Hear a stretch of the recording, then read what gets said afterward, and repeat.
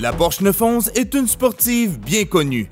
Et rares sont les bolides qui n'ont presque pas changé au fil du temps. Oui, la 911 a grandi, grossi et est devenue plus puissante, plus aérodynamique et plus sophistiquée au courant de son histoire. Mais si l'on stationne une nouvelle 911 aux côtés de l'original, on remarquera qu'elles ont la même forme, la même silhouette et que son moteur est à la même place. Mais c'est celle-ci, la 997, qui est la plus différente de sa devancière.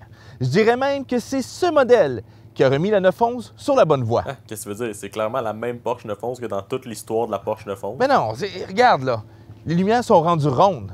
Avant, on dirait un œuf écrasé, puis ça faisait une omelette, là, un peu comme la Porsche Boxster.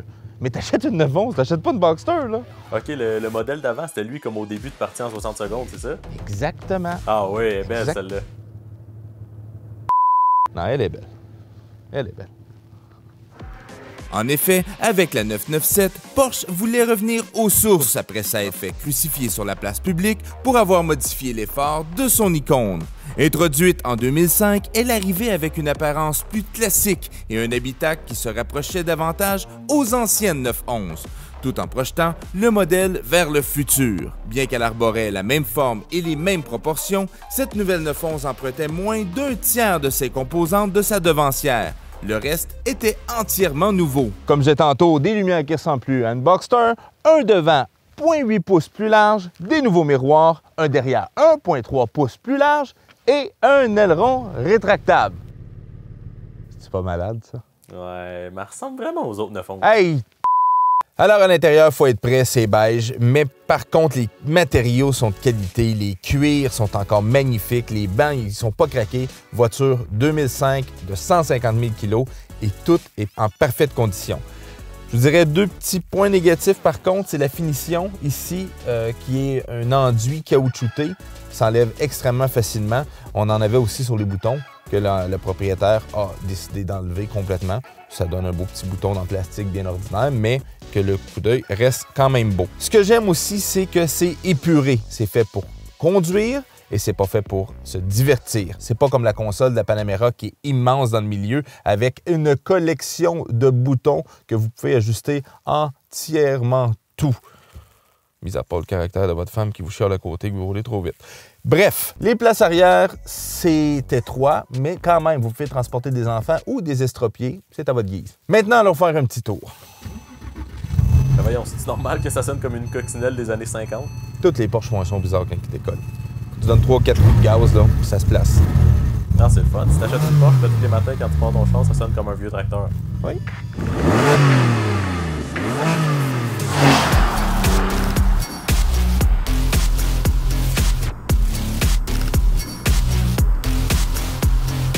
Bon, là, qu'est-ce qu'il fait avec une 911 à l'hiver? J'ai vu qu'elle était à vendre, j'ai appelé le gars, j'ai dit « Regarde, je suis vraiment intéressé à l'acheter. » Fait qu'il l'a ressorti de son remisage et là, je l'essaye à l'hiver.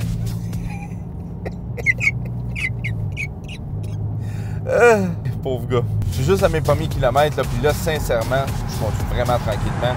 Mais ça se conduit, c'est d'un confort absolu. Tout est pas trop. L'embrayage est pas trop dur, pas trop molle. La conduite, la suspension, c'est pas trop dur, c'est pas trop mou. Tout est bien dosé. Puis je me rappelle aussi que les nouvelles 911 sont comme ça. Les anciennes l'étaient, mis à part la première génération où ce que c'était sans aide aucune à la conduite. Vraiment, c'est une machine. Écoutez, là, c'est une 2005, 150 000 km et j'ai vraiment l'impression d'être à bord d'une voiture récente, moderne. Elle tient la route, je suis à basse vitesse, mais elle tient la route, c'est confortable. J'ai l'impression que je peux faire 25 000 km dans mon été sans avoir mal au dos. Ah, c'est propriétaire. Oui, allô? Oui, la prenez-vous? Oui, je travaille la question. Alors, la voiture n'est pas parfaite. Il y a quand même un problème majeur avec les 996 et les 997. C'est le roulement IMS. C'est quoi le roulement IMS? En fait, IMS bearing pour les intimes, c'est vraiment un bearing qui est situé au niveau de l'arbre. Et si jamais il flanche, ben c'est vos soupapes et vos pistons qui se donnent un bec. Pas besoin de vous dire que votre moteur, ben, il faut qu'il soit refait, tout simplement. Mais il y a quand même une bonne nouvelle là-dedans, c'est que vous pouvez changer ce bearing en question, ce roulement-là, et le problème est réglé. tout simplement. C'est pas bien fait, ça. Oups. Il rappelle encore. Oui, allô? Oui. Ouais, ben parce que tu dis dans l'annonce qu'il n'est jamais sorti l'hiver. Ah, ma. Ouais, mais je vois de la neige, là. Ah, ben, mon petit tap. Hey, j'ai oublié de te parler aussi. Il y a le GPS intégré, hein? Avec DVD-ROM.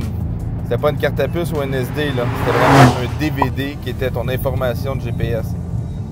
Il rappelle déjà. Ouais, hey, juste te dire, tes airbags, là, tout est fonctionnel, Ok, tout on va est beau. checker mes affaires, je suis prêt à baisser le prix de 5000$. Oh. Hein? De quoi le meilleur bag dans C'est quand même assez exceptionnel, là. Hey, c'est une 2005, je peux même pas croire.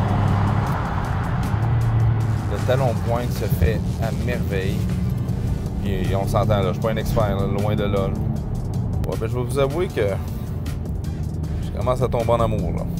On comprend vite au volant pourquoi l'aura alentour des 911, pourquoi ils sont devenus si populaires. Parce que vous regardez, maintenant, c'est le prix d'une super voiture, d'une exotique, mais c'est pas un look d'exotique.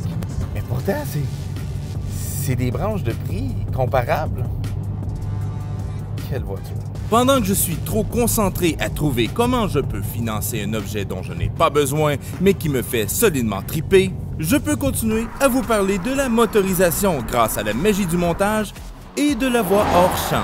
La Carrera est le modèle de base pour la 911. Elle est équipée d'un 6 cylindres à plat de type boxer installé derrière le train arrière. C'est un 3,6 litres d'une puissance de 321 chevaux et d'un couple de 273 livres-pieds, manuel 6 vitesses, propulsion. Pas de caméra de recul, comme en 2005. C'est un modèle qui évolue, mais qui ne change pas vraiment. Mais c'est la 997 qui a remis la Porsche 911 sur la carte. Et Porsche ont cru bon d'en donner pour tous les goûts, avec une Carrera S, la Targa, la Turbo, la GT3, la GT3 RS, la GT2, la GT2 RS, la Sport Classic, la GTS et pour finir, la Speedster. Et là, je vous épargne le catalogue d'options. On n'appelle même plus ça un catalogue, on appelle ça la saga d'Harry Potter au complet. Toutes les Porsche 911 sont ou seront des classiques, pourvu qu'ils gardent leur lumière ronde.